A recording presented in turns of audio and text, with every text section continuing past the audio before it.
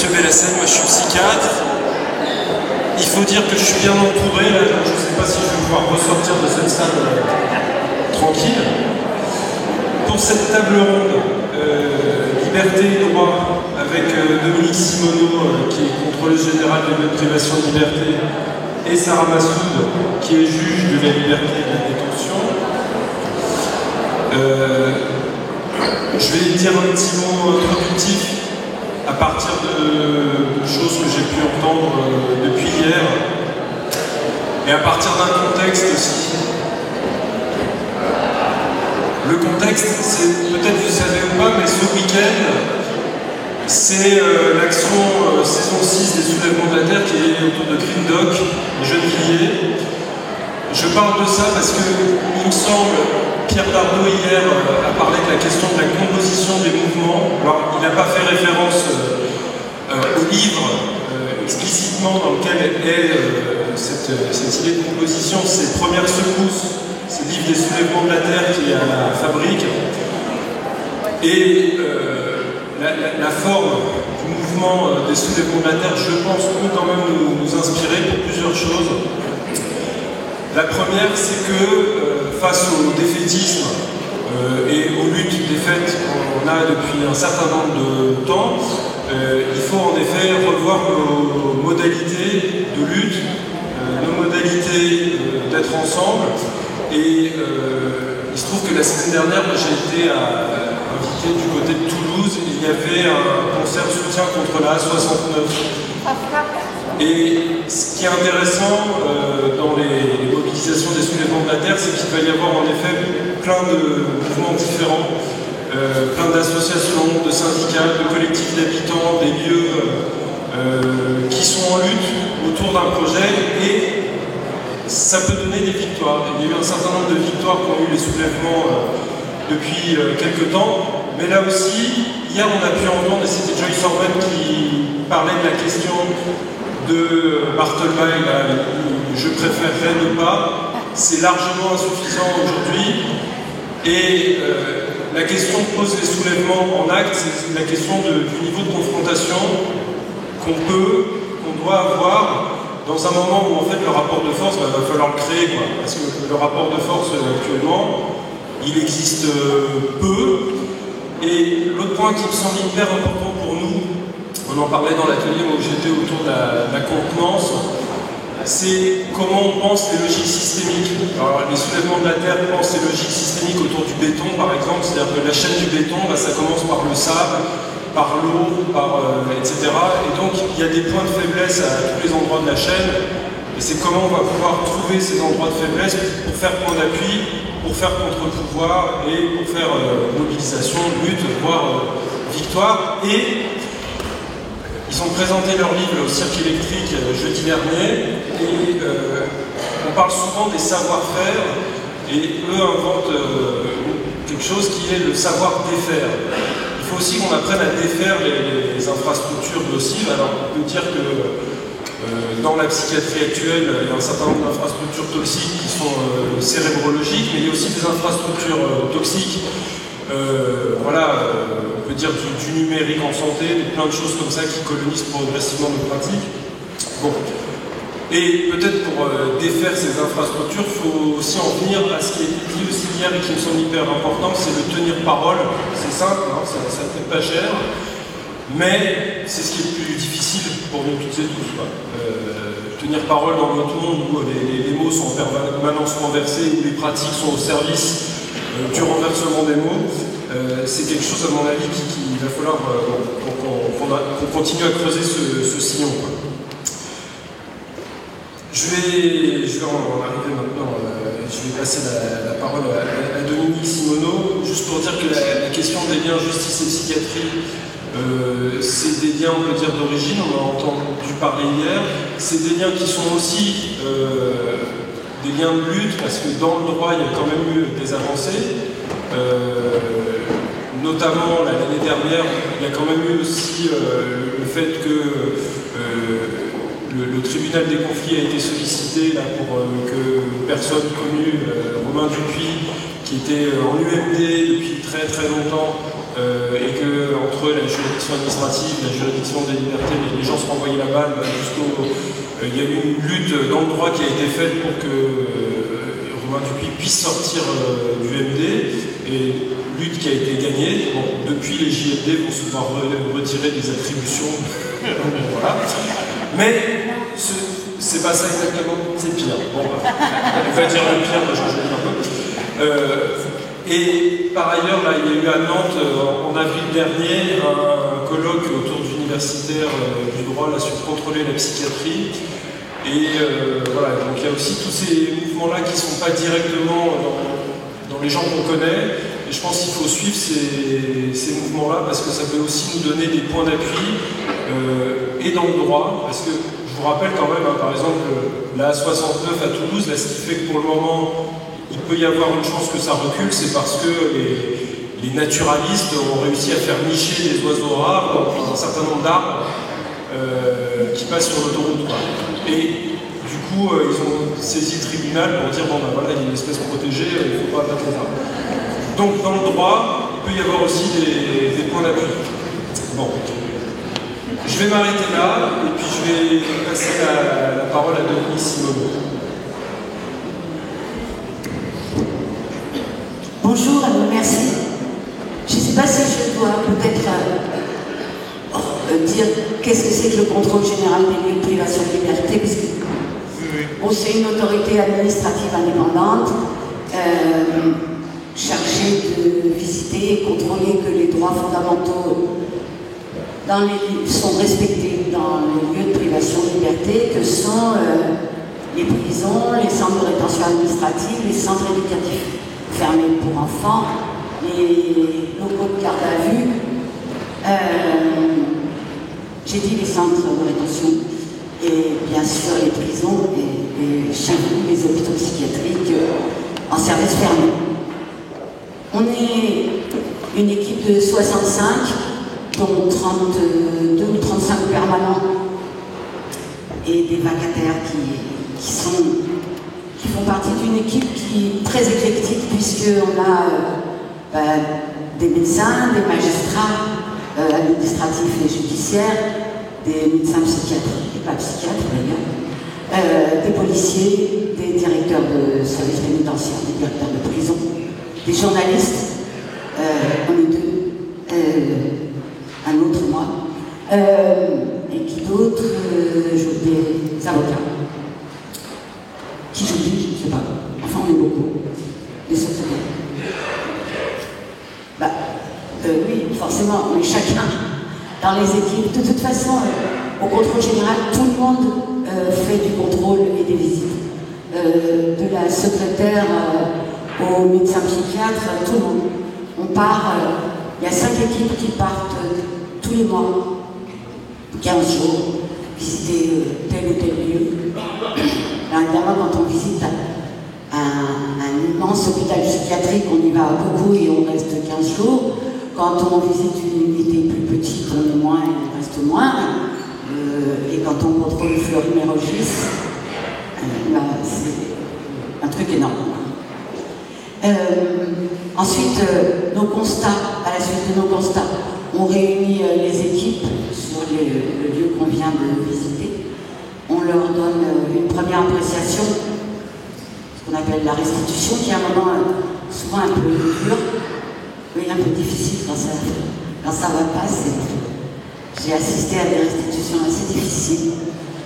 Et ensuite, on réfléchit à quelle portée, parce que valent les constats qu'on a vus. S'ils sont très graves, on fait des recommandations en urgence qui sortent très vite.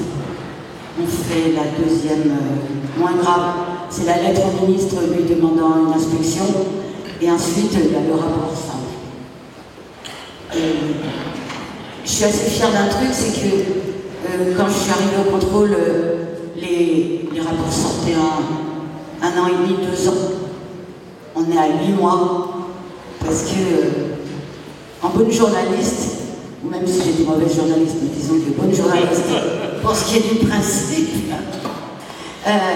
je sais qu'un reportage comme un rapport, on n'est pas des chercheurs, on n'est pas des les sociologues, on doit noter nos constats, les faire connaître le plus vite possible, parce que quand un rapport sort un an après, un an et demi après, 2 ans après, il n'a une moindre portée forcément. Les choses ont pu changer, c'est peut-être plus d'actualité. Et puis, comme les choses changent très lentement, à mon goût, bien qu'elles changent sur place, et je dois dire beaucoup plus avec les équipes de psy qu'avec les autres, à force de discussion sur place, on tombe sur des gens qui disent bah oui, c'était la routine, je ne me suis pas rendu compte. Ah ben oui, mais vous avez raison, là, enfin, on a beaucoup de discussions. Et c'est beaucoup avec les équipes de psy que ça marcherait mieux, que les choses changent. Donc après nos visites, en prison, c'est vraiment à la marge. Mais ce qui paraît à la marge, pour nous, est assez important pour ceux qui sont enfermés. Si je vous parle de lutte contre les vermines, de plus à manger parce qu'il n'y a pas assez, de conduite à adopter au quartier disciplinaire.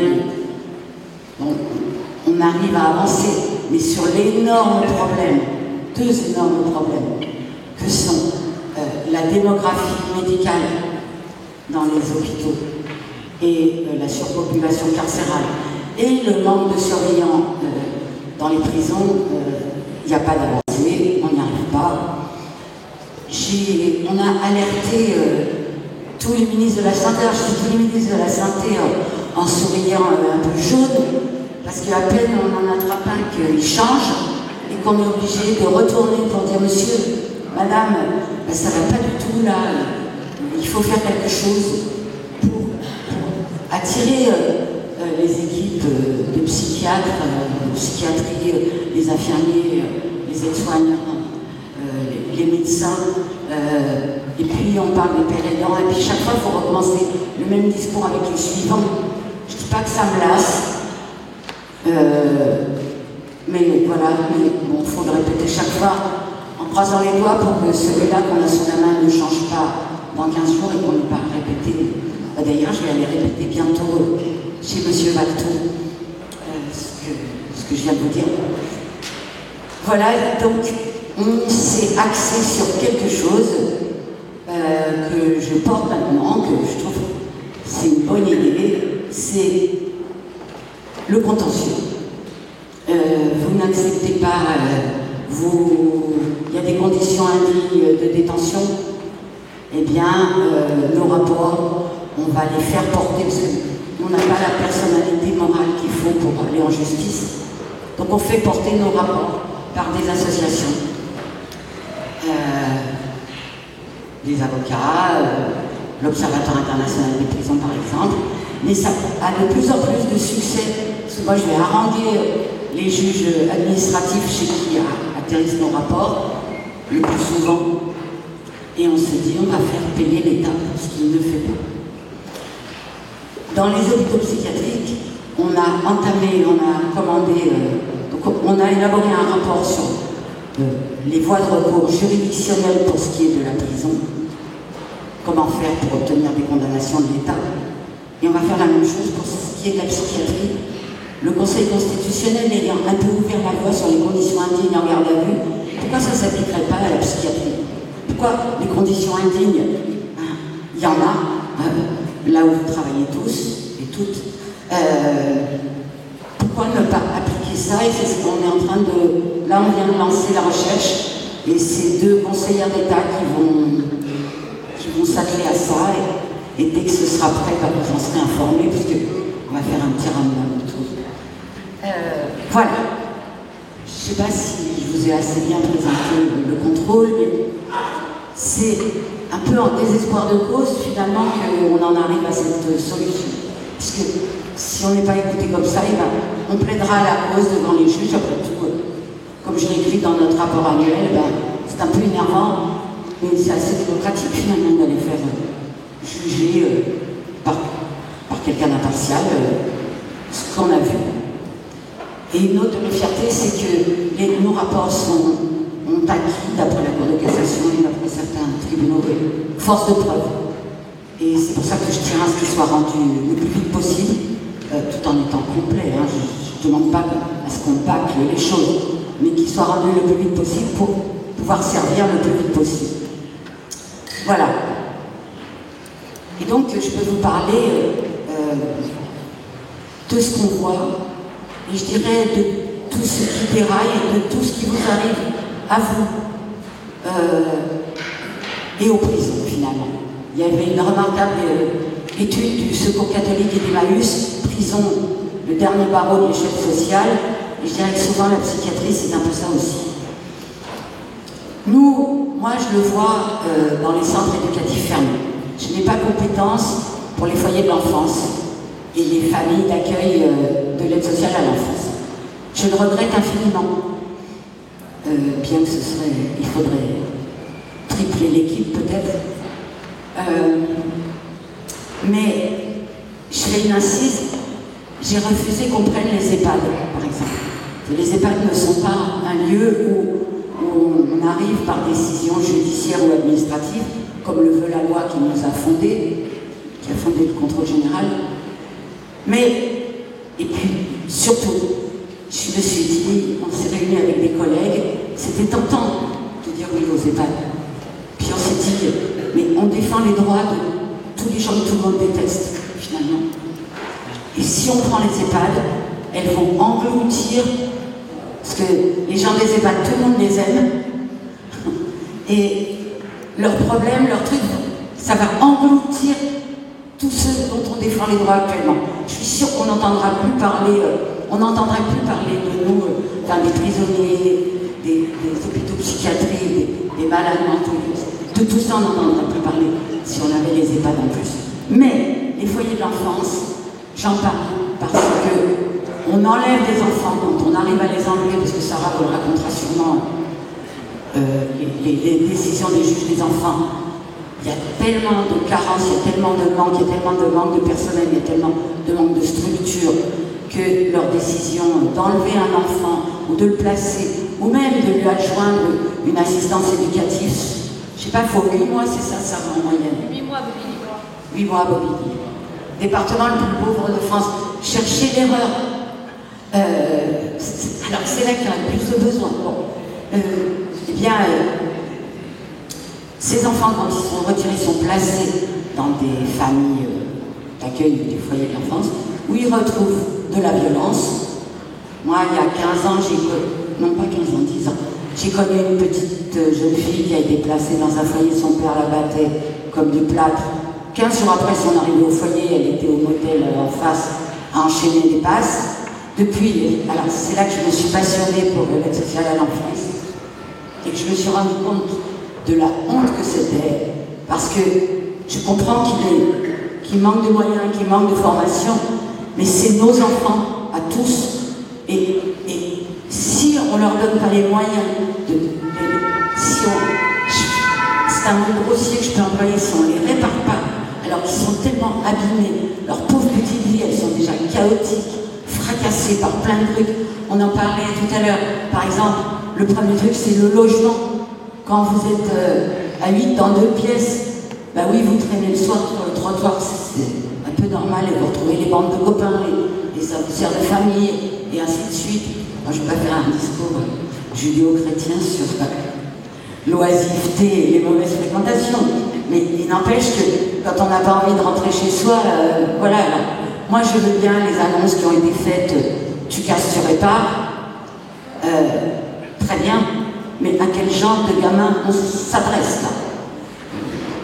Les nôtres, ou ceux d'autres très pauvres, plus pauvres, qui n'ont pas les moyens de les éduquer. On va faire payer les parents, mais quels parents? On va expulser les parents délinquants, mais quels parents délinquants? Et quelle famille? Parce qu'un gosse délinque, on fout toute la famille dehors. C'est une logique que j'ai eu beaucoup de mal à suivre. Voilà, cette assise faite, j'aimerais visiter les foyers de l'enfance parce qu'on y retrouve de la violence. Ils ne sont pas contrôlés ou mal contrôlés par les ARS, comme vous le savez, qui, comme dans les EHPAD, annoncent leur visite à l'avance. Et je vous raconterai une aventure qui m'est arrivée dans un centre éducatif fermé d'ailleurs. Bon, nous on les retrouve ces gamins-là dans les centres éducatifs fermés. ce souvenir de cet enfant, j'ai arrêté de dire mineur, parce que mineur égale danger maintenant. Hein? Comme je dis souvent, personne de nous dirait j'emmène mon mineur au collège. Bon ben voilà. Donc je vois pas pourquoi les mineurs, c'est soit mineurs non accompagnés, donc étrangers, donc danger, soit mineurs délinquants, oh là là, soit mineurs fous, oh là là, soit voilà. Mineurs, comme on est dans une société qui adore envelopper les concepts, ben, je dis plus mineur, je dis enfant.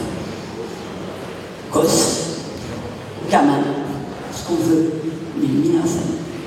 Bon, et je me souviens de ce gamin, donc, de 16 ans, que j'ai trouvé dans un centre éducatif fermé. Il suçait son pouce, la nuit il dormait d'une totote, et la journée il se baladait avec un tout. Il dormait avant de faire ce qu'il avait amené dans le centre éducatif fermé. Il dormait dans une voiture avec ses parents. Jusque-là, personne ne s'en était ému de la situation de ce mineur. Puis un jour, et c'est la première fois de ma vie que je me suis dit, j'aurais jamais cru qu'il me dirait, pourvu qu'il y reste plus que 6 mois.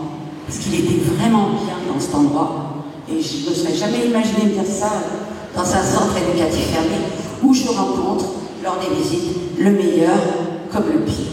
Et malheureusement, souvent, le pire.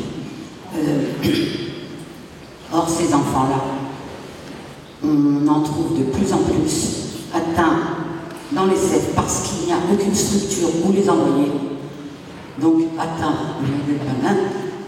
de troubles psychiques, psychiatriques ou de troubles, ce qu'on appelle cognitifs. Je crois que ça veut dire qu'ils ne comprennent pas tout. Je ne vois pas ce qu'ils font là. Ils n'ont rien à faire là. Et c'est faute de structure d'eux-mêmes qu'un jour en prison, une surveillante me dit « Madame, venez voir ». Et elle me montre un garçon de 19 ans, roulé en boule. Elle me dit « Il est trisomique 18 ». Je me dis bêtement, ça doit être moins grave que trisomique 21. Mais ça me fait tous rire parce que vous savez très bien, et je le sais maintenant, que c'est beaucoup plus grave.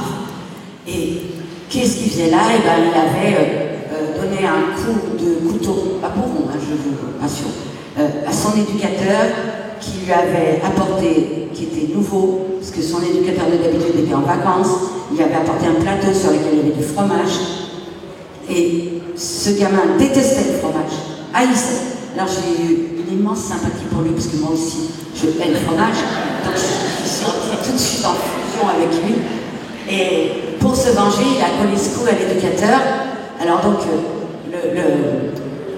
la maison où il était n'en a plus voulu. Et le juge n'a rien trouvé, aucune structure pour l'accueillir, que la prison. C'était... Et j'ai vu horrifié. Il n'y a pas de mots. La surveillante aussi, d'ailleurs, toute la toile était horrifiée. Bon, ça je crois qu'il n'est pas resté très longtemps, mais il est quand même resté 15 jours, 3 semaines, hein, le temps qu'on trouve un point de chute, je ne sais pas, je ne sais même pas. J'ai été appelée aussi par une surveillante, toujours, elle me dit, venez voir. Le monsieur qui est là, il n'y a pas d'autre mot, il grignote sa cellule. On ouvre la cellule, et c'est vrai qu'il était roulé lui aussi en boule dans ses excréments, et il mâchonne tout ce qu'il avait pu mâchonner et découper dans sa cellule, gisait à terre autour de lui. Il avait... Qu'est-ce qu'il faisait là? Et ça n'est pas un mystère pour vous, ni pour moi maintenant, et ça ne l'a jamais été qu'on emprisonne la folie. Comment ça a pu arriver? Je me souviens, après, j'ai passé très longtemps comme journaliste à assister aux audiences de comparution immédiate, auxquelles je recommande à tout le monde d'aller, parce que peut-être que vous y allez vous aussi. C'est là qu'on entend de la part de juges qui ne connaissent pas tellement la réalité, qui disent « Monsieur, au moins en prison, vous serez soigné. Bah, chaque fois j'ai eu envie de me lever et de dire mais non madame le juge, mais non monsieur le juge, il ne sera pas soigné du tout, il y a trop de monde, il n'aura pas accès aux médecins, ou de façon épisodique.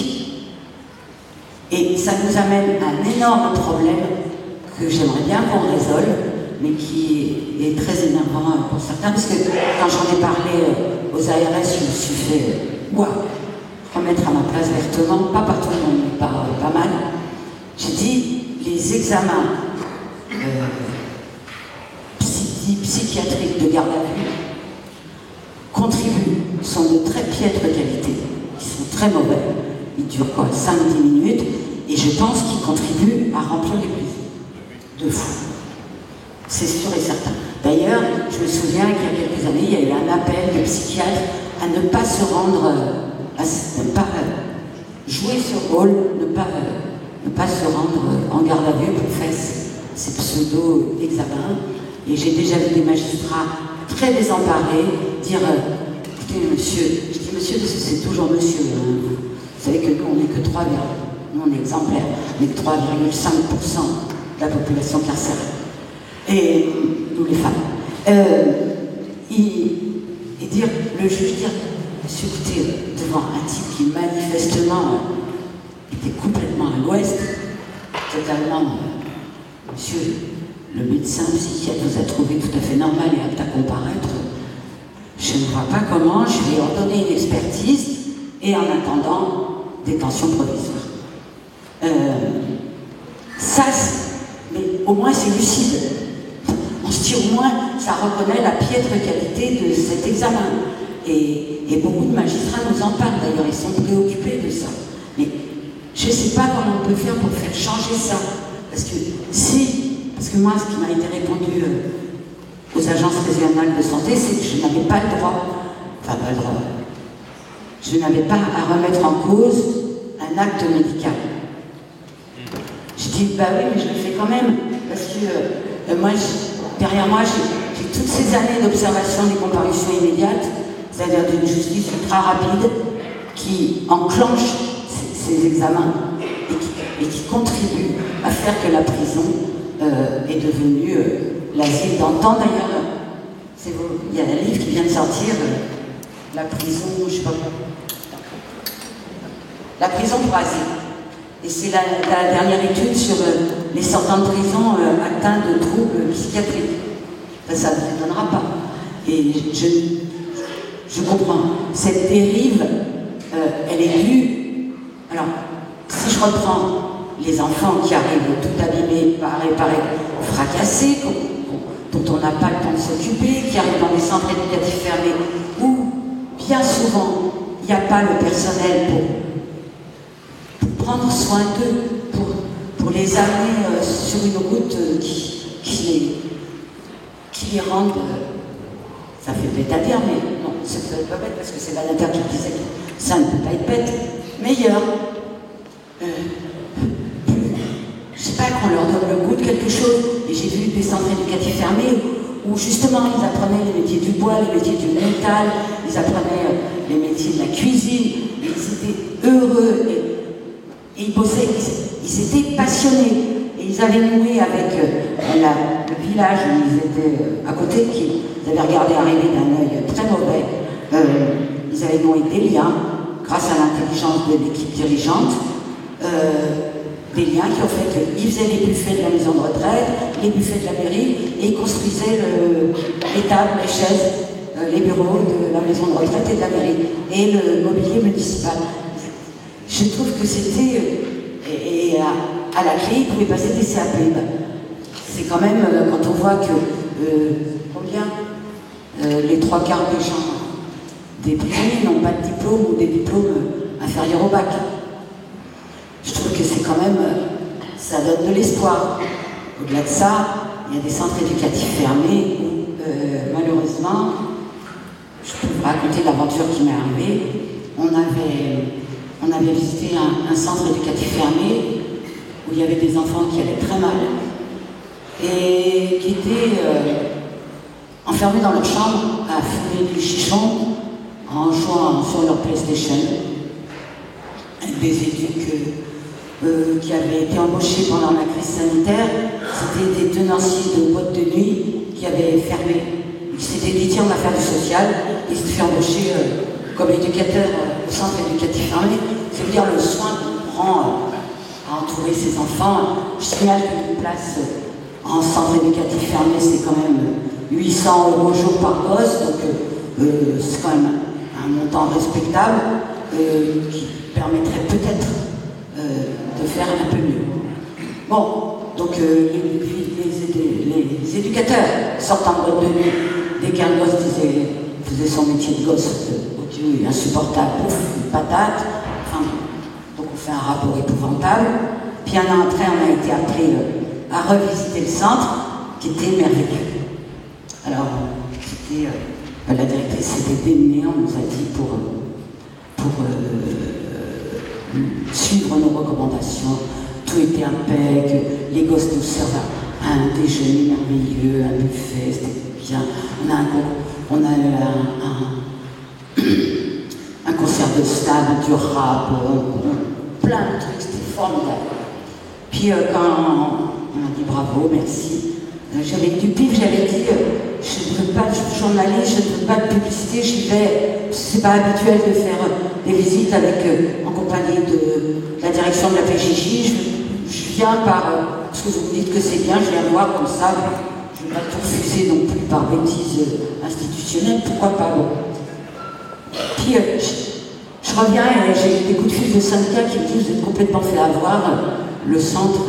Je dis comment moi me faire avoir? C'était vachement bien. 15 jours après, le centre était fermé, la directrice elle couchait avec les gosses. Je dis mais mon Dieu non. Voilà, bon. Ça c'est pour vous distraire. Mais vous dire qu'on est parents. Je pense que les garçons qui sont sortis de là, je pense qu'ils auront une confiance infinie dans les adultes pour leur vie plus tard. Je pense que c'est vraiment formidable. Je sais pas comment dire. Alors j'ai rappelé les syndicats penaudes en disant mais c'est pire que ce que vous m'aviez dit. Bon, voilà. Je crois qu'il est toujours fermé ici. Sans problème. Conclusion. Je dois conclure. Ah ben tu veux conclure. Non. D'accord, alors je m'arrête. J'avais encore 1000 choses à vous dire. Ah bon? Ah bah 2 minutes. Je me disais, je tiendrais que 10 minutes, mais au fond, je peux parler 20 ans. C'est atroce.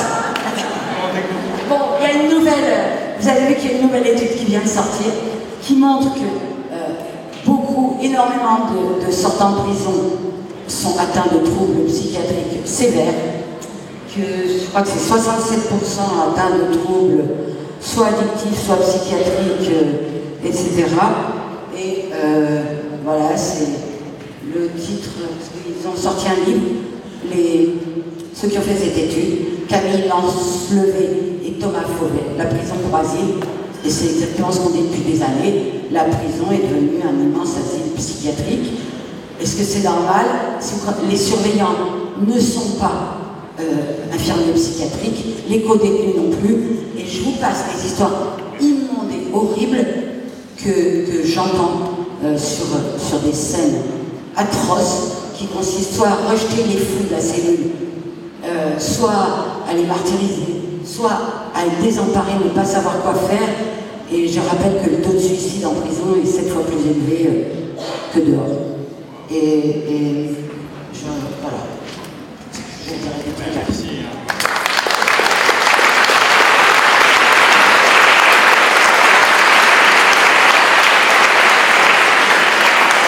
Merci Dominique, juste pour te dire 2 choses qui me semblent importantes à souligner.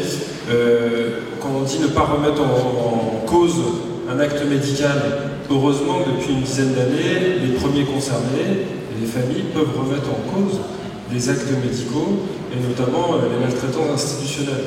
Heureusement aussi, et ça tu l'as noté dans ton dernier rapport, là, la fonction du témoignage.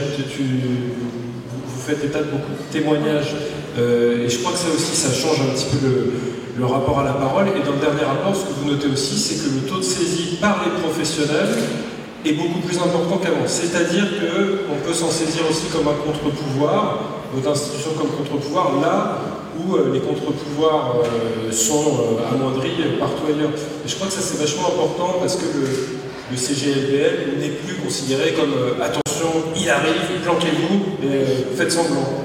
Et je voudrais dire que c'est vrai que, pardon, après je me tais, c'est qu'il n'y a pas de semaine où on soit saisi par des médecins ou des infirmiers, évidemment des malades et des proches, pour nous dire on n'y arrive plus, aidez-nous, au secours, que ce soit des médecins de prison, des médecins d'hôpitaux, des psychiatres nous disent on n'en peut plus, on n'arrive plus à faire notre métier. Sans plus tarder, je passe la parole à Sarah. Merci Mathieu. Bonjour, je suis très contente d'être avec vous. Non pas que je sois la seule juge de cette scène, mais parce qu'à chaque fois de rencontrer des psys, des infirmiers, des patients, ça me met tout le temps, ça me stresse, mais ça me met toujours en joie. Donc du coup, Mathieu m'a dit que j'étais juge des libertés de la détention. Simplement 30 secondes pour vous dire ce que fait le juge des libertés de la détention, même si certains m'ont déjà entendu. C'est pas la première fois que je viens vous parler. D'ailleurs, je commence à connaître un peu certaines têtes et ça fait plaisir. Le juge des libertés de la détention, il intervient dans 3 domaines particuliers, à savoir les hospitalisations sous contrainte, d'où ma présence ici. Il intervient également dans les centres de rétention administrative et les zones d'attente, donc du coup intervient dans le champ du droit des étrangers, et intervient également pour beaucoup en matière de droit pénal, et notamment sur tout le contentieux, principalement de la détention provisoire. Donc vous l'aurez compris, le juge des libertés de la détention, c'est le juge de l'enfermement. Du coup, je fais le pont avec Dominique, et simplement, je ne pensais pas en parler, mais juste 10 secondes, vous avez parlé de la réforme qui touche le juge des libertés de la détention, c'est-à-dire que lors de la dernière loi sur la justice, le gouvernement macroniste a retiré comme prérogative principale le contentieux civil, c'est-à-dire le contentieux des étrangers et le contentieux des hospitalisations sous contrainte du juge des libertés de la détention. Désormais, ces 2 contentieux vont pouvoir être traités par les juges du droit commun. C'est-à-dire qu'il y aura les GLT qui pourront continuer à le faire, mais sur décision des chefs de juridiction, ces contentieux pourront être donnés à d'autres juges. Ce qui est une catastrophe, parce que la spécialité, ça dit beaucoup de la connaissance d'un sujet et surtout d'une politique de l'enfermement. Alors après, c'est vrai que je fais partie d'une caste au sein de la magistrature qui fait partie, je le dis souvent à Patrick, de la case des salauds. C'est-à-dire que c'est beaucoup plus simple d'être de gauche et d'être juge des enfants et juge de l'application des peines. En revanche, d'être procureur et JLD, je fais partie véritablement des raclures. C'est-à-dire que moi, j'enferme des gens toute la journée. Je le dis avec un peu de cynisme, mais c'est vrai, hein. Mais j'ai toujours considéré que mon engagement devait se faire dans les lieux où la résistance devait se faire de la plus brutale possible. Bon bref, tout ça pour vous dire que cette réforme-là va énormément toucher la question des décisions en matière de détention provisoire, en matière de droits des étrangers et en matière également d'hospitalisation sous contrainte. Et c'est peut-être aussi la raison pour laquelle que j'ai décidé de quitter ces fonctions et qu'à partir de septembre, je ne serai plus juge des libertés de la détention, comme quoi cette décision a commencé, peut-être commencé par achever certaines de mes pensées. Alors lorsque Patrick m'a sollicité pour intervenir à ces assises, cela faisait suite à quelques discussions un peu angoissées entre nous au sujet de déclarations de Darmanin.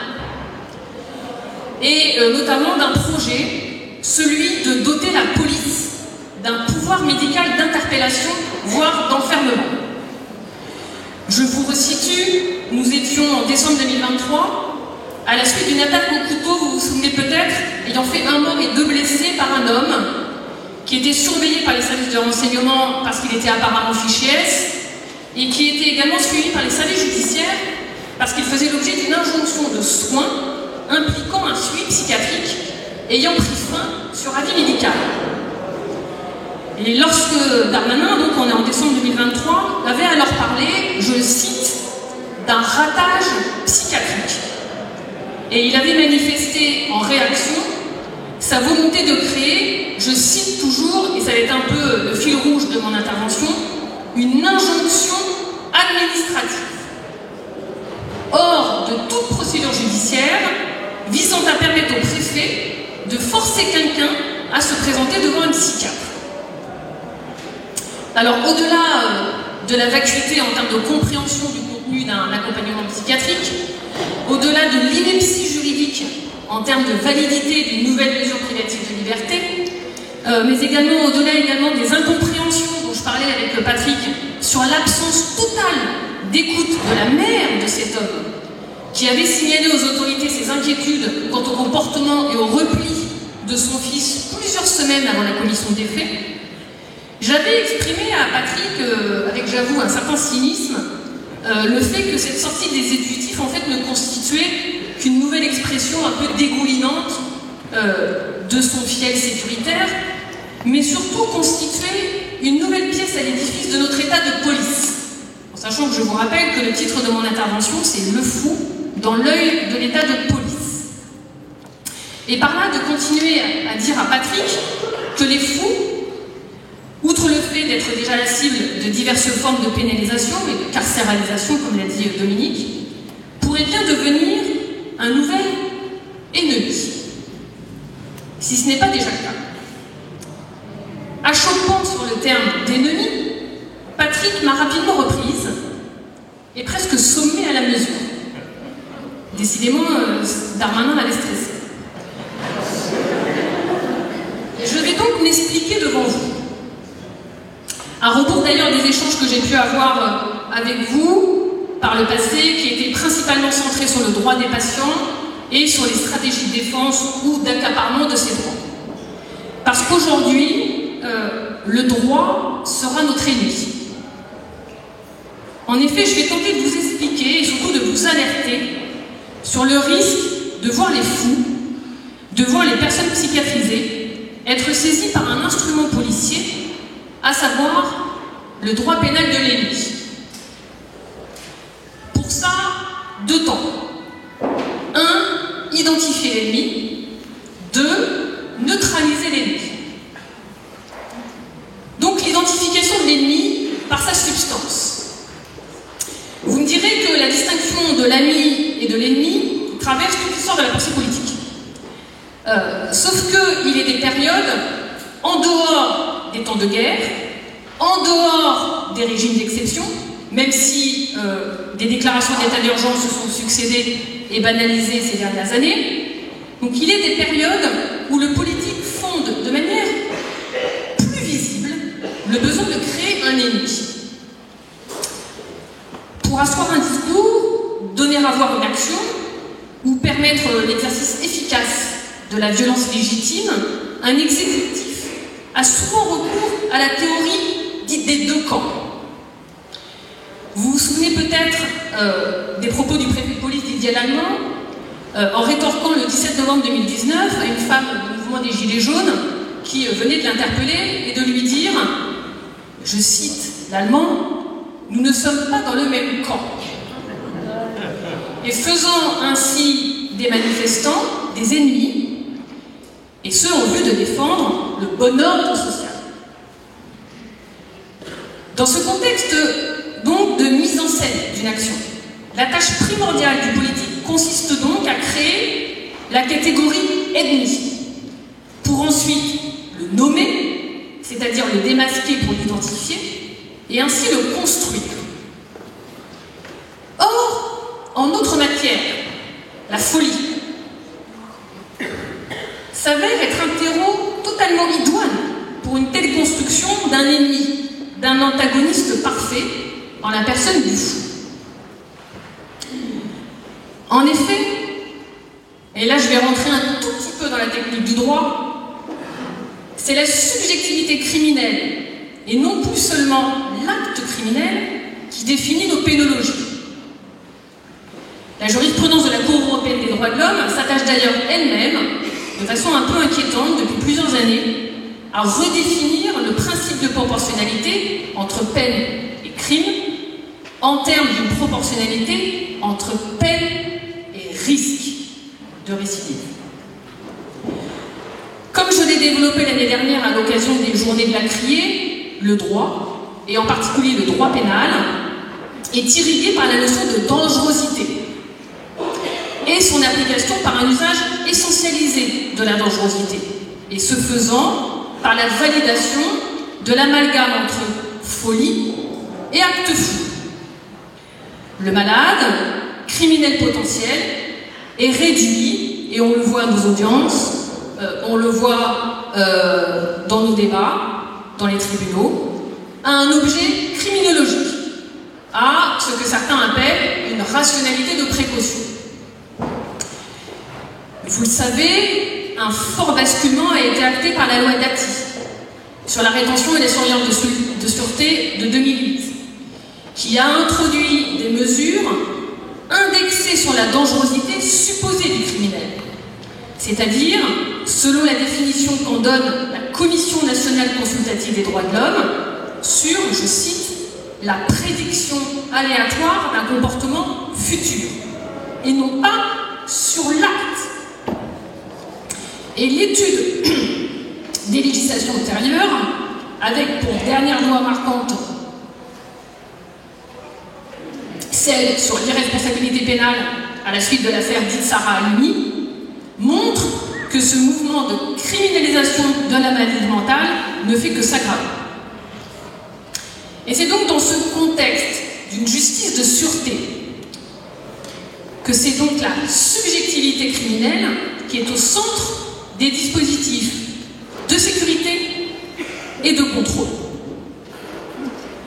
Sauf que il n'est plus seulement question d'une gestion de masse des risques, il n'est plus seulement question de régime de précaution, ni même de politique de sûreté, mais de procédés de neutralisation, et que moi j'appellerais des procédés d'arrachement. Et pour ça, il importe à ce stade de rappeler une réalité du terrain, que nous on voit à la fois dans les tribunaux, mais aussi lorsque l'on se déplace dans les hôpitaux psychiatriques. Cette réalité, c'est celle du mode de gestion extra-hospitalière des personnes psychiatrisées, qui est un corollaire de l'affranchissement espéré du monde LCR. Et avec ce constat que ces personnes, invisibles lorsqu'elles sont enfermées, deviennent indésirables dehors. Elles deviennent indésirables vu l'assèchement des voies institutionnelles protectrices et vu l'abaissement du seuil de tolérance de certaines formes d'irrationalité. En sachant à ce propos que, vous le savez très certainement, mais la pratique du droit pénal est très fortement percutée par la sacralisation de la tolérance zéro, qu'on entend à tout va, mais véritablement nous, ça nous percute dans nos pratiques de professionnels, parce que la tolérance zéro, elle a conduit à une diabolisation du moindre désordre, et elle a conduit aussi à annihiler toute tentative de gradation dans l'acceptation de certaines formes de violence. C'est ainsi que le fou, et d'autres d'ailleurs, le marginal, l'exclu, le déviant, deviennent hors les murs des sujets de captation à leur corps défendant. Dangereux et menaçant en substance, et d'ailleurs souvent diagnostiqués ou fichés comme tels dans un passé plus ou moins éloigné, avant même tout passage à l'acte, mais seulement au décours de certains accidents de vie, préfigurant même une sorte de radicalité insaisissable, eh bien l'État se doit d'anticiper leurs atteintes à l'ordre public. L'atteinte putative, et nous verrons après, pouvant constituer en soi un trouble à la tranquillité publique et ainsi justifier des mesures coercitives et, comme je le disais, des dispositifs d'arrachement de l'espace public. Vous l'aurez compris, le fou constitue donc une menace. Et dans une culture tabloïde de la catastrophe et de la peur, qui dit menace dit ennemi. Et si je voulais même un peu romantiser mon propos, et sûrement être de mauvaise foi, j'irais même jusqu'à dire qu'il constitue aussi une menace idéologique, en ce que le fou, par la voie de son délire, renvoie à certaines représentations sur l'imaginaire, et nous savons, le marché a pour celle, ou fétichisme, de vouloir éradiquer tout type d'imaginaire et de canaliser toute forme de déprise.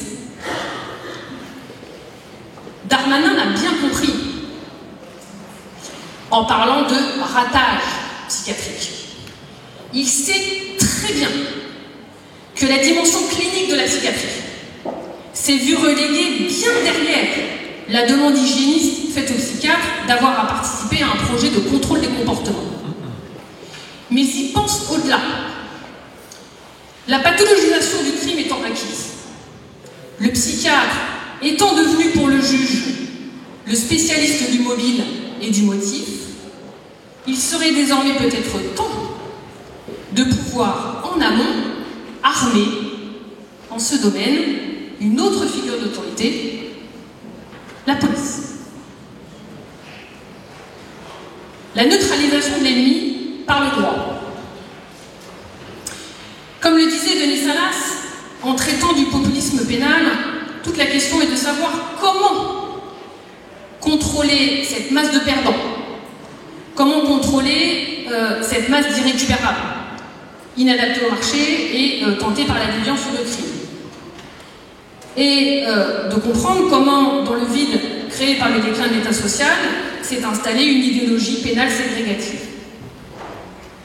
Et c'est en parallèle, ou en son sein, je ne sais pas trop, que de cette idéologie pénale, que s'est construit un droit pénal de l'ennemi, que nombre de juristes, de tous bords d'ailleurs, a étudié et commente maintenant depuis, on va dire, une trentaine d'années. Je ne sais pas si vous connaissez ce droit pénal de l'ennemi, donc je vais vous en dire juste deux mots. Le droit pénal de l'ennemi constitue un prolongement naturel du droit pénal de l'auteur, lequel permet de juger un individu pour ce qu'il est et non pas pour ce qu'il a fait. Théorisé par le professeur allemand Günther Jacobs, la doctrine du droit pénal de l'ennemi est fondée sur le concept de dépersonnalisation et consiste dans une anticipation de la répression sur l'iter criminis, le cheminement criminel, et un durcissement du traitement réservé à certains délinquants, et ce, en considération de leur dangerosité sociale et ou criminologie présumée. Cela entraîne, comme le développe longuement, je vous invite à le lire, le chercheur Olivier Kahn, je le cite, une exclusion du délinquant de la communauté politique et permet alors à l'autorité publique de se départir des principes fondamentaux du droit pénal libéral et d'articuler la répression autour d'un dispositif combinant 1. Infraction obstacle, situé très en amont de l'iter criminis, 2. Déploiement d'une procédure pénale beaucoup moins garantiste, et 3. Une sévérité des sanctions en rupture totale avec le principe de proportionnalité des peines. Alors, j'ai l'impression là de vous décliner une théorie toute nouvelle. En fait, cette théorie, elle n'opère pas une révolution de la pensée pénale, en fait, elle réactualise des idées qui étaient déjà anciennes et que la doctrine pénale, en fait, avait délaissé en raison de leur utilisation mortifère par certains régimes. Vous me voyez venir. Mettant en œuvre l'exclusion, la neutralisation et en définitive l'extermination. Et d'ailleurs, Carl Schmitt avait d'ailleurs fait de l'ennemi, après le registre de l'exception, la condition de l'existence de l'État. Ce qui implique que l'État soit en mesure de le désigner et de prendre la décision de le combattre. En droit positif français, le basculement est d'abord intervenu de manière théorique au travers des livres blancs sur la sécurité intérieure face au terrorisme de 2006 et sur la défense et la sécurité nationale de 2008. Et surtout par le rapport d'Alain Bauer de 2008 qui s'appelait « Déceler, étudier, former une nouvelle voie pour la recherche stratégique, rapprocher et mobiliser les institutions publiques chargées de penser la sécurité globale. Ça, c'était la théorie. Et de manière pratique, par toute une législation antiterroriste, dont la loi SILT, dont vous avez très certainement entendu parler, du 30 octobre 2017, renforçant la sécurité intérieure et la lutte contre le terrorisme, a intégré dans le droit commun divers dispositifs d'exception censés être dérogatoires et transitoires de l'état d'urgence 2015. C'est-à-dire qu'en 2015, on a déclaré l'état d'urgence à la suite des attentats, a été adoptée une loi. Cette loi a été définitivement adoptée après les périodes transitoires en 2017. Et cette loi, il y a 2 ans, a été à 80% intégrée dans notre ordonnancement juridique ordinaire. Seulement, le curseur du terrorisme, censé justifier, alors à leurs yeux, un droit et une procédure pénale dérogatoire du droit commun, s'est déplacé à d'autres domaines d'application. 1. Le maintien de l'ordre, et donc la liberté de manifester. 2. La répression des mouvements sociaux, et donc la liberté d'association, voire la liberté d'expression. Et de manière différente, le droit sanitaire, avec des mécanismes issus de l'état d'urgence sanitaire. De sorte que le terroriste n'est plus la seule figure de l'ennemi, puisque sont également visés, dans l'œil de l'état de police, le manifestant, le militant politique ou syndical, l'écologiste aussi, ça a commencé avec la COP21, et l'infecté dans certains contextes. Notamment pendant l'état d'urgence sanitaire, celui qui était porteur du virus, attestation, badgeage, quarantaine, confinement. J'ai bientôt terminé.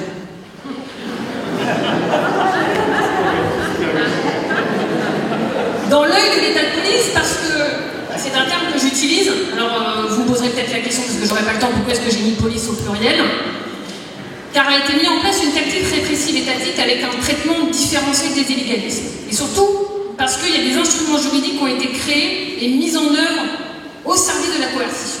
Je vous donne des exemples que vous connaissez tous. Le développement des téléobstacles, pour lesquels il n'est pas nécessaire de caractériser un passage à l'acte matériel, mais seulement de circonscrire une intention délictuelle. Toutes les infractions, quand ça commence par association de malfaiteurs. Pas besoin d'avoir commis quelque chose, il suffit d'avoir eu l'intention de le faire. Participation à un groupement formé en vue d'eux. Vous voyez, tous les manifestants ont des masques de piscine et tout ça. Du coup, on présage qu'ils n'ont pas voulu aller à la piscine et qu'ils ont voulu renverser l'État. Alors qu'ils ont juste mis des masques de piscine. Ils font partie d'un groupement en vue d'eux. Pas besoin de casser, dégrader. Ils n'ont même pas eu à toucher un abribus. Bam, ils sont pénalisés. 2. Le développement des gardes à vue préventives, avec tout le fichage qui va avec. Sachant que, je vous le rappelle, c'est peut-être anecdotique, mais je vous le dis quand même, les gardes à vue préventifs, c'est illégal. Mais c'est une pratique qui est toutes les semaines mise à l'œuvre. 3. L'extension de ce qu'on appelle les périmètres de protection.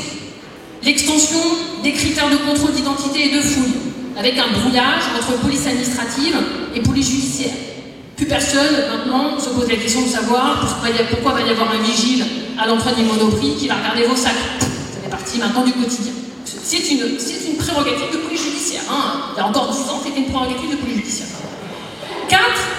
La mise en place aussi de dispositions non discriminantes, avec une législation galopante en matière de technopolice, boîte noire, IMSI catchers, surveillance des flux de télécommunications, vidéosurveillance mobile, embarquée, immobile, déploiement des drones, technologie d'intelligence artificielle, bref. Vous imaginez le malade mental qui commence à mal se sentir sur la voie publique, avec une vidéosurveillance qui va commencer à capter des petits mouvements erratiques comme ça, juste parce qu'il va pas bien.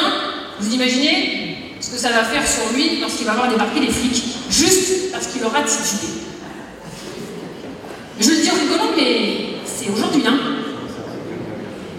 Étant ajouté que ces dispositifs juridiques coercitifs ont été accompagnés, ce que les gouvernements Hollande et Macron ont officiellement qualifié sous la bannière de continuum de sécurité, d'une militarisation de la police, je ne vais pas faire la liste de toutes les armes, d'un accroissement des prérogatives de sécurité privée. Il y a maintenant plus de flics quasiment privés que publics, et d'une augmentation du nombre d'agents sur la voie publique. Nous sommes le deuxième pays européen à avoir de plus d'agents de forces intérieures sur le territoire. On est à peu près à 450 000 flics en France. Et également, dispositifs juridiques qui ont été accompagnés pour certains sociologues de la police d'une ce qu'on appelle autonomisation du corps policier par rapport au pouvoir politique. Je pense que tout le monde a compris qu'aujourd'hui, on se demande si c'est Darmanin qui décide ou si c'est le syndicat Alliance.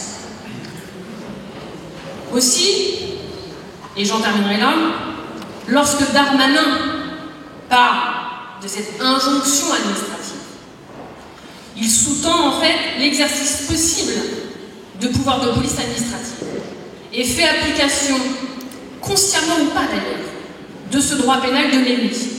Et ce, dans un cadre qui diffère des SDRE, que vous connaissez tous, c'est-à-dire des mesures de soins sous contrainte à la demande du préfet, puisqu'il n'y a aucune intervention et aucun contrôle du juge. Et qu'à la différence de la loi Dati, qui vise des personnes qui ont été jugées, qui ont été parfois incarcérées, et qui intervient après la peine, là, ça vise avant même la commission d'un acte, avant même toute forme de pénalisation pratique. Alors ce court décryptage que je vous ai livré aujourd'hui, loin d'être dystopique, et que je suis désolée, je ne voudrais pas anxiogène,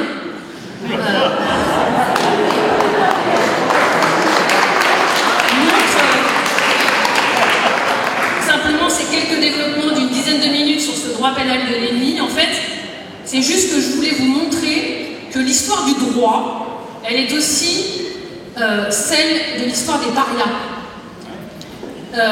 Et c'est pour ça que je voulais profiter d'un public non juriste pour vous dire que des verrous de l'état de droit sautent à tout va ces derniers temps, au préjudice de tous, mais surtout au préjudice des plus fragiles.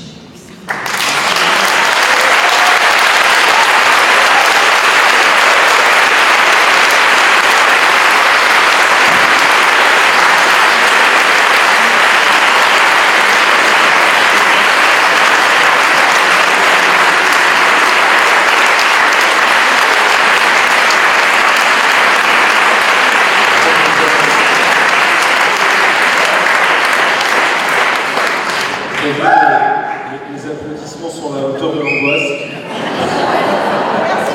C'est ça. Deux mots et puis après on va ouvrir la discussion. Le premier, c'est qu'en fait, les personnes qui sont soumises à la rétention de sûreté, en fait, ça arrive maintenant. Parce que la loi c'était 2008, comme c'est des peines longues, les premiers retenus de sûreté, ça va se mettre en place. Voilà. Donc ça, c'est une... ça commence déjà à être mis en place. L'autre chose, là, ton topo, il m'a fait comprendre un truc, parce que quand Darmanin a parlé de ratage psychiatrique, bon, je pensais que c'était projectif. Bon, donc il y avait ça, mais il y avait surtout Laurent Nunez, qui est le préfet de police de Paris, qui avait dit, avec les moyens actuels, il n'est pas possible pour les services de police d'hospitaliser quelqu'un sans consentement. Ah bon? Ah bon? Genre, toutes les soins psychiatriques, la demande du représentant de l'État, je ne savais pas que c'était pas. Mais en fait, là, dans ce que tu nous dis, et la prédictibilité, et puis la construction de l'ennemi fou, apporte un nouvel éclairage. Merci pour cette intervention, puis je vais tout de suite ouvrir la discussion.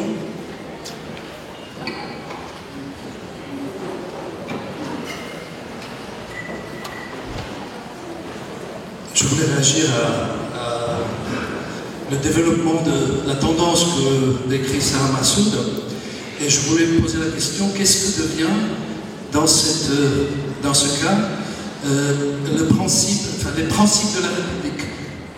Je vous pose la question aussi pour, j'imagine, la réponse croustillante que vous allez me donner, mais c'est quoi du coup cette évolution qui heurte quelque chose qu'on appelle les principes de la République? Alors, je sais pas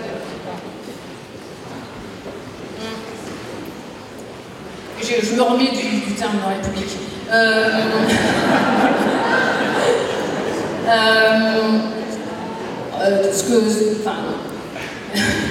Ça peut heurter certains principes démocratiques, pour le dire autrement.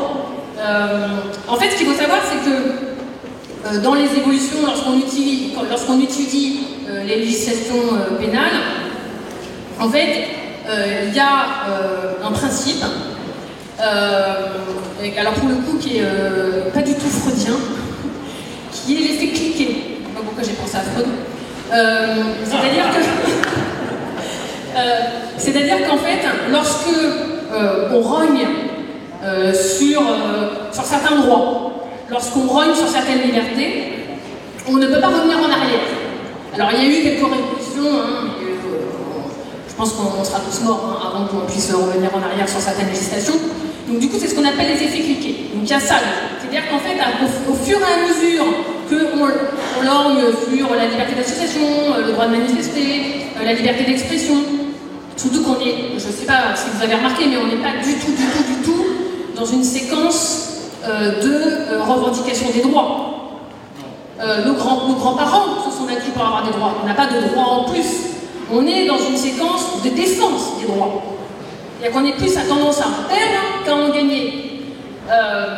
Mais quand je dis en perdre, c'est-à-dire que véritablement, en droit pénal, on a perdu certaines franges. Hein. Il suffit de lire un code pénal aujourd'hui et un code pénal il y a 15 ans pour voir qu'il y a véritablement des principes fondamentaux qui ont été reniés. Tout ça pour dire que du coup, il y a cet effet cliqué. Et surtout, il y a un deuxième effet qui s'appelle l'effet de banalisation. Quand je vous disais que Darmanin a utilisé ce terme, peut-être consciemment ou pas, c'est qu'en fait, les gens se sont habitués à se restreindre, à voir que la répression, bah oui, elle pouvait atteindre l'espace public. C'est-à-dire qu'aujourd'hui, plus personne vraiment s'étonne, à part nous, de la vidéosurveillance. Parce que de toute façon, il y a un argument sans faille aujourd'hui, tant qu'on n'a rien à se reprocher, c'est pas grave. Merci, en fait. Donc en fait, il y a des effets de banalisation. Et tout ça, quand je dis qu'il y a des attaques de l'état droit, je ne suis pas la seule à le dire. Et d'ailleurs, quand je dis qu'on est de manière un peu provocante, quand je dis qu'on est dans un état, on peut utiliser les termes qu'on veut, autoritarisme, régime libéral, état de police au singulier, état de police au pluriel, enfin, on pourrait parler pendant des heures et des heures de la qualification qu'on pourrait donner, mais tout ça n'est absolument pas incompatible avec la démocratie et un état de droit. Et le danger, il est là. C'est pas moi, hein, c'est Rancière qui parlait de démocratie molle.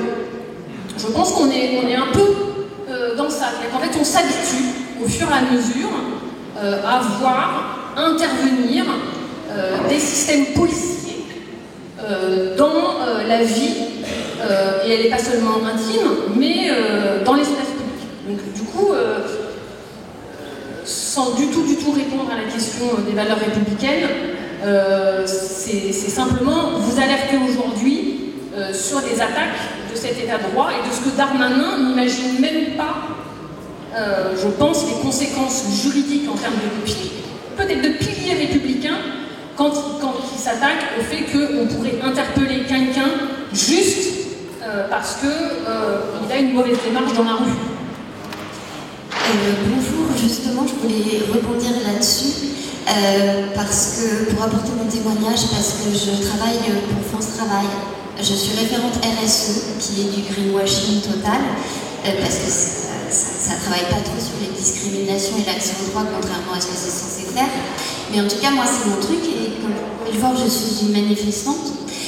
Il y a quelque chose qui m'inquiète beaucoup, c'est qu'à la fin de l'année dernière, on nous a obligés de faire un e-learning, de suivre une formation en ligne pour savoir comment agir si jamais un usager ou qui que ce soit faisait état d'un quelconque état suicidaire.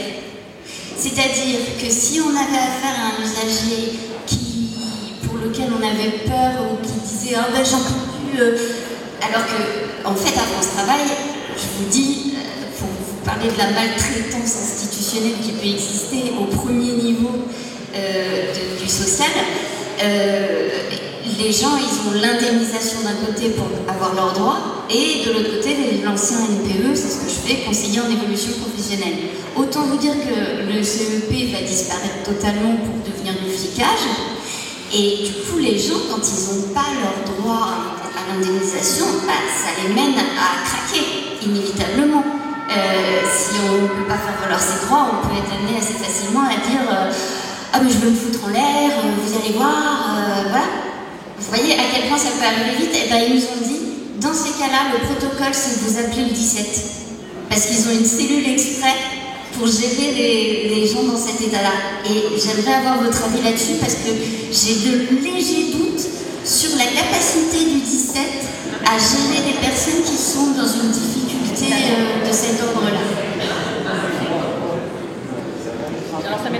Et merci pour la poche de résistance que vous êtes aujourd'hui. Alors je ferai le lien avec ces formes d'étiquetage, de fichage et finalement, vous savez, ces fameuses remontées d'informations. Je ferai le lien, j'en ai pas parlé, mais avec la question du fichage en France. Je ne sais pas si vous savez, mais il y a entre... Alors, il y a toujours un chiffre invisible, hein, mais il y a entre 2500 et 3000 fichiers en France, en sachant que sur ces 2500-3000 fichiers, il y en a à peu près les 3/4 qui ne sont pas législatifs, ce sont des fichiers illégaux, et qui sont d'ailleurs pilotés par des services de police intérieure ou de police extérieure. Bref. Et c'est pas tant finalement l'augmentation et l'accroissement du nombre de fichiers de police qui nous inquiète, quand je dis nous, c'est membres du syndicat de la magistrature, parce qu'on travaille sur les fichiers maintenant depuis une quinzaine d'années. Ce qui nous inquiète, c'est... Alors, il y a les capacités de pouvoir identifier les gens et tout ça avec la tête de police, ok. Mais en fait, le plus dangereux, c'est pour ça que ça me fait penser, votre intervention et votre témoignage me fait penser à ça, ce sont les interconnexions de fichiers.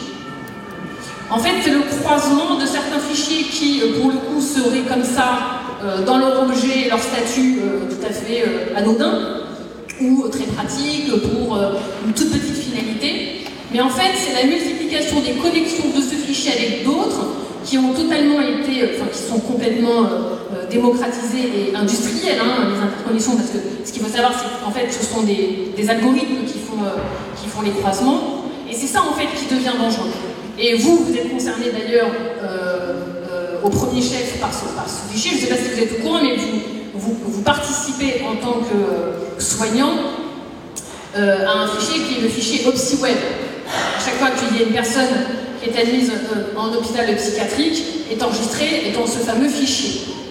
Et en fait, ce fichier, il est croisé avec plein d'autres fichiers qui sont dans le domaine médical. Là, j'ai envie de vous dire, bon, pourquoi pas, et en plus, moi, je connais rien là-dedans. Mais en revanche, il est croisé aussi avec un autre fichier, qui est celui des auteurs d'infractions terroristes, le FSPRT.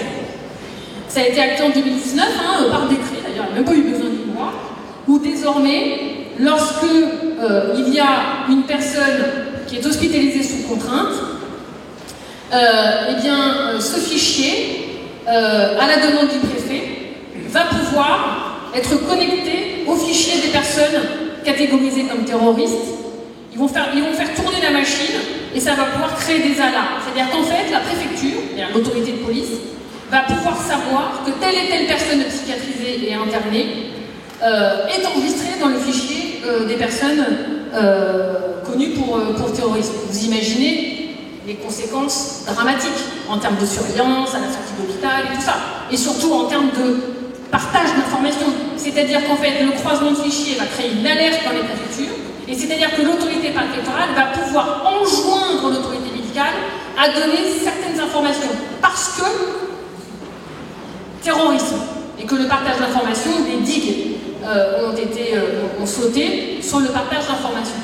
Donc du coup, tout ça pour vous dire que, en fait, on a l'impression parfois qu'on va aller donner des informations à notre assurance en remplissant un petit bout de papier, et puis en fait, ça va avoir des conséquences sur des tas de pans de nos... de toute façon, vous savez, maintenant, pour demander un prêt bancaire, vous savez que si vous avez un cancer, c'est mort. Oui, alors, merci beaucoup pour ce coup d'angoisse qui nous est donné. Quand je t'avais téléphoné après cette intervention de Darmanin, j'ai eu effectivement le sentiment que quelque chose était en train de glisser. et que c'était bien sûr qu'il y avait la possibilité depuis longtemps d'interner les gens, de les suivre sous contrainte en ambulatoire. On s'était mobilisé depuis 2018 avec Sarkozy là-dessus, mais quelque chose glissait vers cette idée d'un contrôle total. Alors là, tu nous rajoutes des précisions fort utiles et qui incitent à une stratégie. Alors, voilà, hier, résister et créer. Hier matin, Pierre Dardot nous a parlé effectivement de cette nécessité d'un travail de résistance et de composition avec, je dirais, toutes les forces locales qui seraient créatives, mais en même temps, cette résistance de l'intérieur que vous menez là, l'une et l'autre, et que d'autres mènent, que nous menons, c'est important d'avoir à l'esprit cette idée qu'il n'y a pas d'un en dehors, finalement, ça n'existe pas. Je dirais, il y a l'hôpital, le secteur psychiatrique, et puis voilà. Il y a un contrôle total qui est en vue. Et cette référence à Carl Schmitt, et c'est quand même très inquiétant. On te demande si c'est toujours la République, c'est quand même un théoricien du nazisme. C'est quand même... Il faut avoir ça à l'esprit. Hier matin, il était rappelé, la réunion de Madrid vient d'avoir lieu, où une internationale fasciste est en train de se dessiner, entre Vox, etc. Bon, je ne vous pas la liste des partis. Par rapport à ça, on a intérêt, effectivement, et ça sera... On en reparlera dans la conclusion et on en reparlera le 23 juin. Quelles sont les stratégies que nous construisons pour tenir bon, résister, pas seulement survivre, on est effectivement dans des positions défensives, mais il faut, à mon avis, créer quelque chose entre nous, pas seulement entre soignants et patients, mais aussi avec vous, pour pouvoir tenir bon par rapport, effectivement, à ce qui est déjà mis en place et ce qui va se poursuivre.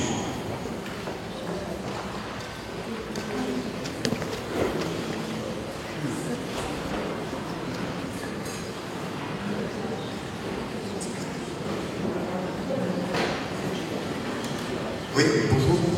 Merci pour votre intervention, vos interventions. Le droit sera notre ennemi. Donc, effectivement, défaire le droit afin de désarmer toute forme d'opposition face à des mesures et des décisions. Je dirais que moi, ce dispositif est quand même pensé à un dispositif assez paranoïaque. Qui veut se défendre à tout prix. Bon, il n'y a qu'à voir ce qui est, comment dire, la répression qui est exercée par rapport au soulèvement de la terre, tu parlais. On voit que... mais ce système paranoïaque, qu'est-ce qu'il défend? Moi, c'est ça. Évidemment, il s'attaque aux libertés individuelles, libertés citoyennes, etc. Qu'est-ce qu'il défend? Il défend un système. Il défend un système d'intérêt, il défend un système, un modèle économique, un modèle de production,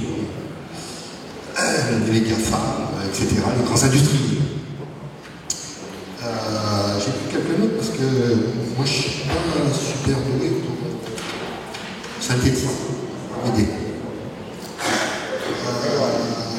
Il était question de l'informatisation.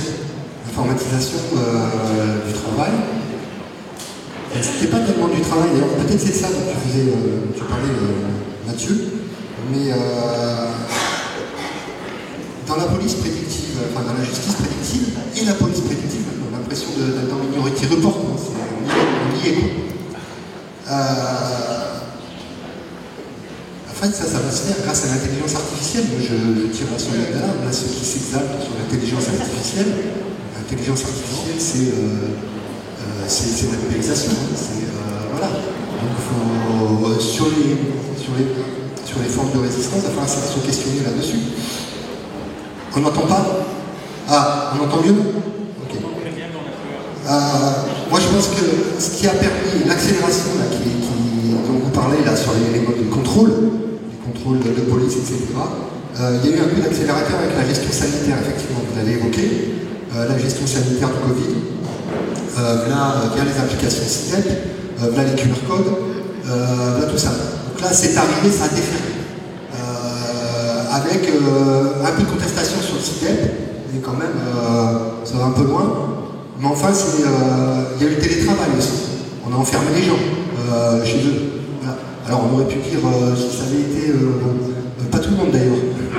Fermer tout le monde, on s'est rendu compte qu'il y a des métiers qui ne pouvaient pas. Pour finir, Il y a eu quand même des tentatives. Moi, je tiens à sauver le talent, enfin, je suis pas le seul d'ailleurs, mais j'étais à une réunion très intéressante hier soir où on questionnait justement comment faire pour. En 2018, au GHI par exemple, il y a eu un appel à la grève des outils numériques. Je me souviens, au printemps de la psychiatrie, on en avait parlé. Qui n'a pas abouti, on a été soutenu par les syndicats, c'était trop tôt, on n'était pas mûr, etc. Là, il faut peut-être que, vu ce que vous avez dit, raconter, là je pense qu'on est très dur pour l'enfermement, on va faire quelque chose. Je dis ça, peut-être ça va un peu vite, par rapport au fond d'action, je vais un peu vite, mais il me semble qu'une grève des outils numériques de l'informatisation, j'ai fini, me paraît d'actualité.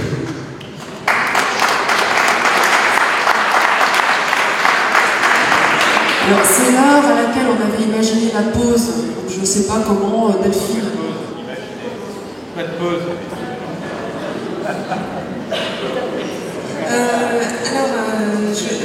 Moi j'ai entendu un mot, Sarah, que tu as dit, acte putatif. Et en fait, ça m'a renvoyé direct vers ma pratique. Donc, il ne faut pas oublier que les psychiatres ont aussi dans leur mission de faire de participer à l'ordre public, en fait, et qu'on est amené des fois à soit faire des signalements pour des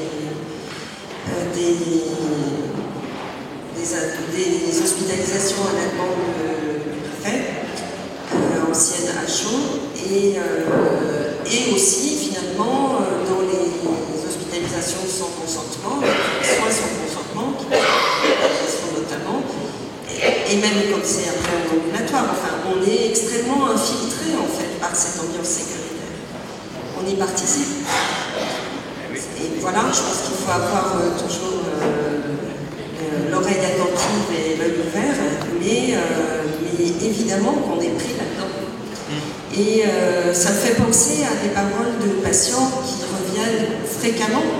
C'est « Ah ben j'ai déjà, voilà, moi ça y est, on sait que j'ai des antécédents, ben voilà, je suis hospitalisée direct, j'ai pas le choix. Quelqu'un qui a mal au ventre, qui va aux urgences, il a des antécédents psychiatriques, et hop, voilà, il se retrouve en psychiatrie. Donc, face à ça, il me semble que notre outil, c'est la psychiatrie de secteur, c'est le lien avec les liens avec, on en parlait samedi, les liens avec le territoire.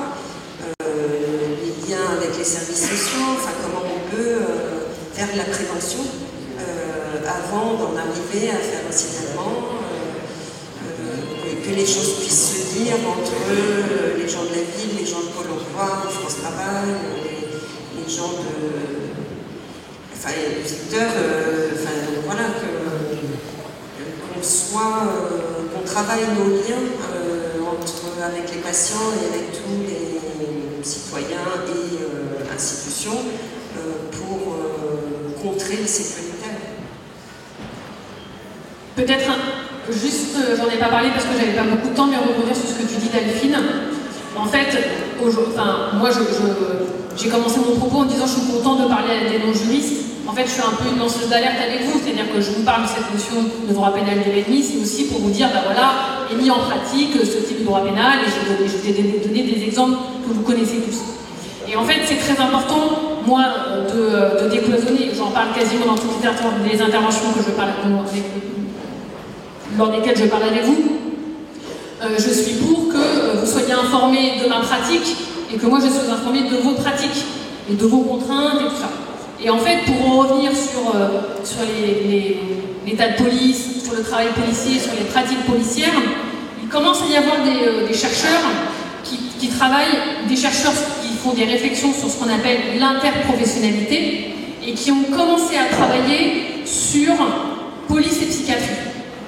Et il y a une étude assez récente qui est allée interroger les policiers face à la maladie psychiatrique et notamment dans la phase de signalement. C'est-à-dire comment est-ce qu'un policier va gérer une situation de crise que vous avez à gérer aussi dans vos hôpitaux, où la personne est extrêmement agitée, et comment est-ce que les policiers qui agissent en fait en amont de vous, et qui d'ailleurs parfois agissent après la famille et tout ça, comment est-ce qu'eux ils vivent ce moment-là?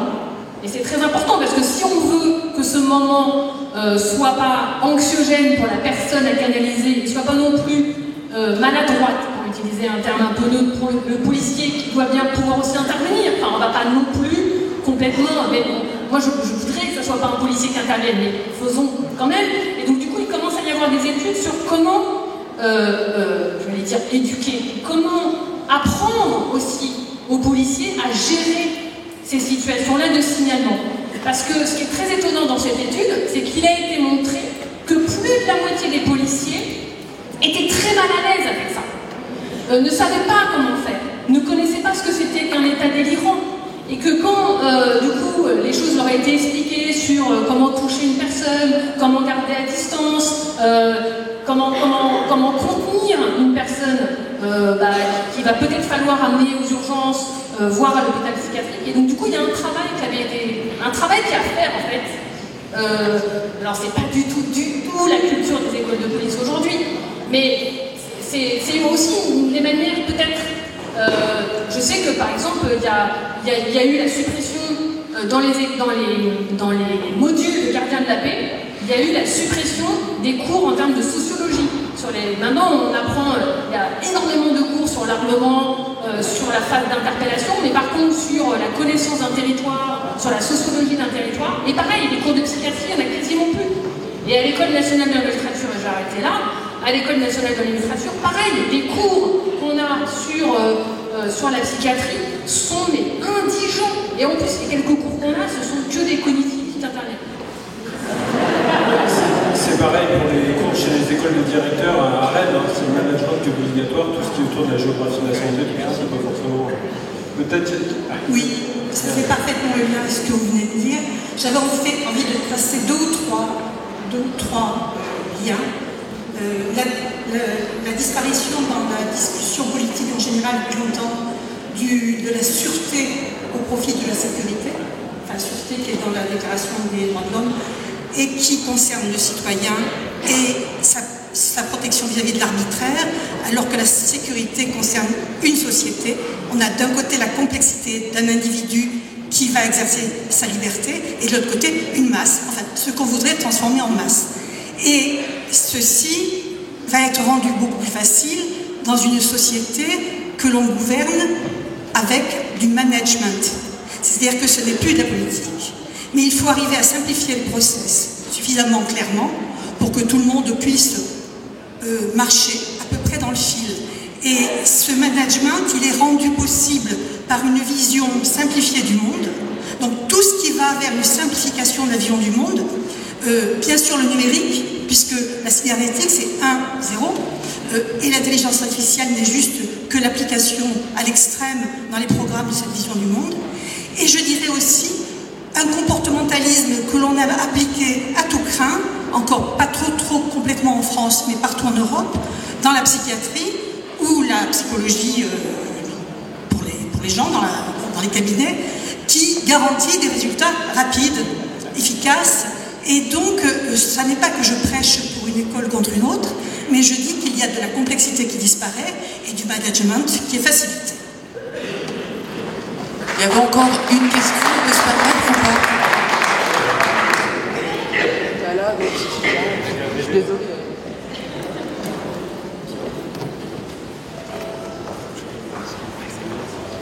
Oui, bonjour, je suis une ex-psy de la protection judiciaire de la jeunesse.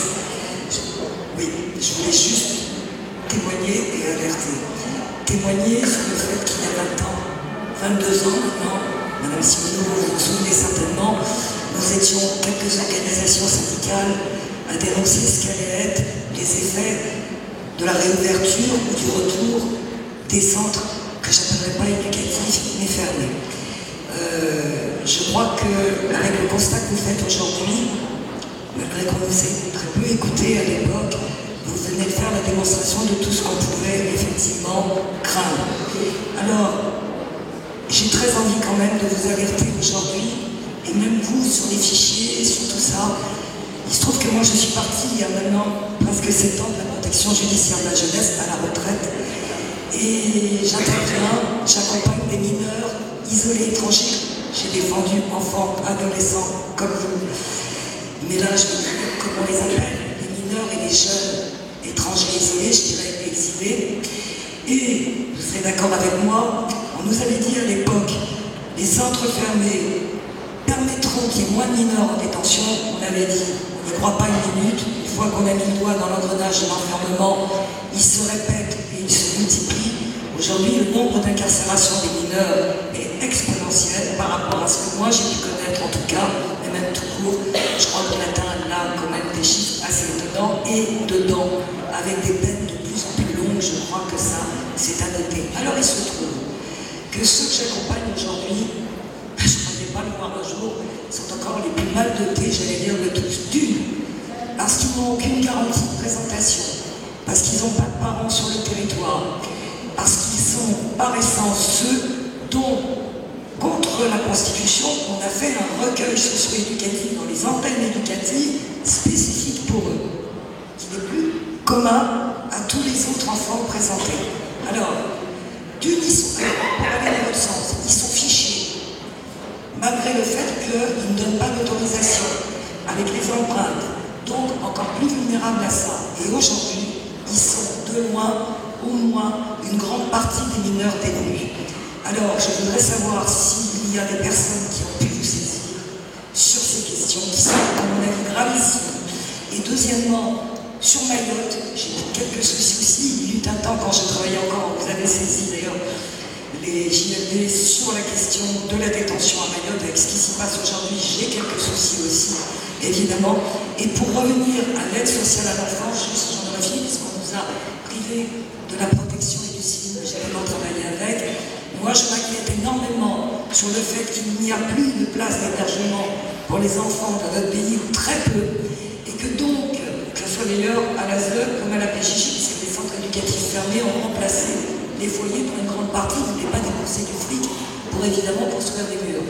Donc, je m'inquiète énormément sur la manière dont sont recrutées aussi ces familles d'accueil. C'est pas que je m'inquiète dans l'air, je sais qu'il y a de quoi s'inquiéter. Sur tout ce qui aujourd'hui, en plus, fait beaucoup de publicité sur moult violences diverses et variées.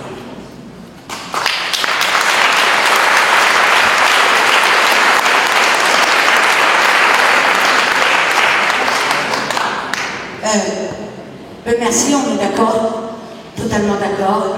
Quand j'étais journaliste, j'ai visité les hôtels dans lesquels on ose placer des enfants, qui sont des hôtels minables, situés dans des quartiers où les toxicos sont en bas et les prostituées dans les étages. Parce que je les ai visités, j'ai demandé au tenancier, à l'hôtelier, est-ce que vous louez à l'heure? Il m'a dit, mais bien sûr qu'on loue à l'heure, ça vous intéresse, vous les réservez? J'ai dit, je repasserai. Et puis je suis descendue, il y avait des mecs qui shootaient en bas, fumaient. Je lui dis, et là, on met des enfants. Je suis tout à fait d'accord aussi sur le recrutement des gens à l'aide sociale à l'enfance, et d'accord entièrement avec vous.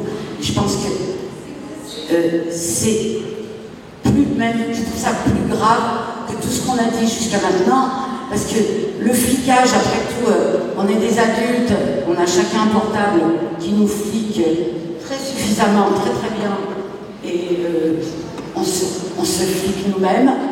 Dès qu'on a des réseaux sociaux, par exemple, on se flique nous-mêmes. Mais je trouve que le sort qui est fait aux enfants en France, c'est à la fois insultant, répugnant et très dangereux, et très bête, et très coupable. Et voilà. Je ne cesserai pas de hurler là-dessus, enfin d'alerter là-dessus. Et notamment, une autre chose que je vous soumets, vous savez peut-être, il n'y a pas de statut spécial de professeur des enfants enfermés, et donc les profs, que ce soit dans les SEV dans les prisons ont les vacances scolaires. Et vous remarquerez que les enfants enfermés n'ont pas de vacances scolaires. Si c'est pas le comble de l'idiotie, je veux bien.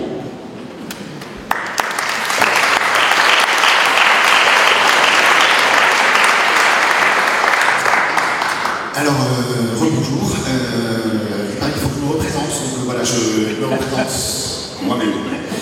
Donc je m'appelle Tolkien et je viens écrire un peu des conneries que je vais vous lire maintenant. Alors, Mathieu Bélassène nous a fait une petite introduction, et donc on voit bien qu'il est psychiatre, hein, puisqu'il parle et personne ne l'écoute, et il s'en fout, il continue à parler. Alors, les soulèvements de la Terre parlent de savoir-faire et de savoir-défaire. La question se pose pour nous, hein. C'est comment défaire les liens qui nous entravent. Par exemple, comment se libérer des évaluations et de leurs langues qui nous abrutissent. Comment se libérer des numérisations de soins. Alors il paraît que les soulèvements de la Terre ont trouvé une solution pour lutter contre la construction de cette nouvelle autoroute-là. Ils ont fait nicher des oiseaux rares dans les arbres. Donc il faut s'en inspirer. Soyons justement des oiseaux rares. Soyons de drôles d'oiseaux, des oiseaux drôles, prenons ce rôle. Soyons rages, soyons lignes dans les cages, sinon les boirons. Ouvrons les portes, ouvrons nos gueules et aboyons. Montrons les dents, montons sur les toits. Montrons nos doigts, soyons ce doigt, soyons ce mâcheur, soyons combatifs, parce que là, je ne veux pas péter l'ambiance, mais on est en train de se faire défoncer. Vraiment. Alors Madame Simoneau nous dit qu'elle doit souvent répéter les choses, car les gens en face changent tout le temps. C'est ce que disent de nombreux patients avec le turnover des soignants. Madame Simoneau nous dit que quand on parle de mineurs, il y a un problème, car dire mineur, hein, c'est oublier que ce sont des enfants, des gosses, des gamins, de petits humains qui sont parfois trisomiques, parfois dans des voitures ou dans la rue, parfois sucent encore leur pouce. Il paraît que les 3 quarts des prisonniers n'ont pas de bac. Alors c'est normal parce que les petits diplômés ne sont pas attrapés. Ou alors aussi peu, regarde ça. Alors en centre d'éducation fermée, c'est 800 € par jour par enfant. Avec ça, on peut faire des trucs sympas normalement. Enfin, et puis bon, après, en plus, si la directrice donne de sa personne bénévolement, ben, ça fait aussi du bénévolat. Alors Mathieu Bélassène, on dit que le CGLPL n'est plus considéré comme un organisme du type attention, banquez-vous, tout ça. Mais en même temps, hein, Madame Simoneau, quand elle fait une inspection, qu'elle voit des spectacles de slam, elle se pose toujours la question s'il n'y a pas quelques boucheries en arrière-plan. Alors le juge de liberté et de la détention, dit Sarah Massoud, c'est le juge des enfermements. Hein. C'est comme 1984, vous savez, le ministère de la paix, c'est le ministère de la guerre, etc. Alors Sarah Massoud nous dit aussi qu'aujourd'hui, le droit sera notre ennemi. Elle nous dit qu'il faut 1, identifier l'ennemi et 2, le neutraliser. Hein. Alors c'est simple, l'ennemi, c'est les autres.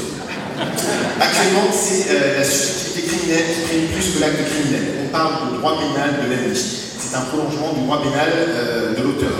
On juge les gens pour ce qu'ils sont et pas pour ce qu'ils ont fait.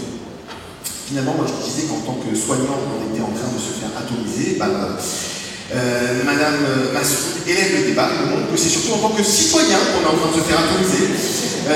Le droit qui s'applique aux terroristes s'applique à tous les mouvements sociaux, les mouvements écologiques et même aux gens qui vont à la piscine avec des lunettes. Donc il y a environ 450 000 policiers en France et on ne sait plus si c'est Darmanin ou le syndicat Alliance qui décide. Alors Madame Massoud ne se veut pas anxiogène. Mais c'est un peu raté quand même. Hein. Surtout qu'on est tous l'ennemi de nos ennemis et que si chacun est l'ennemi de quelqu'un d'autre, on est tous des terroristes potentiels. On peut dire la vidéosurveillance, ce n'est pas grave tant qu'on n'a rien à se reprocher. Mais c'est comme la liberté d'expression, hein. On n'en a rien à foutre tant qu'on n'a rien à dire. Alors, une dame qui travaille à France Travail a fait pour savoir comment appeler le 17. Alors c'est simple, faire le 1 et après le 7. Quand quelqu'un menace de suicider. Hein. Alors, Madame Massoud est remerciée car c'est une poche de résistance. C'est même une Porsche de résistance, une voiture de course, hein. Ou plutôt une poche de résistance comme une poche de sang. Hein. Parce que je sais pas vous, mais moi je me sens un peu allégué. Alors, il y a entre 2500 et 3000 fichiers de surveillance dont les 3 quarts sont illégaux. Alors, le droit sera notre ennemi finalement. Alors, franchement, je sais pas où sont les organisateurs de l'événement là. Franchement, déjà on pourrait les applaudir un peu.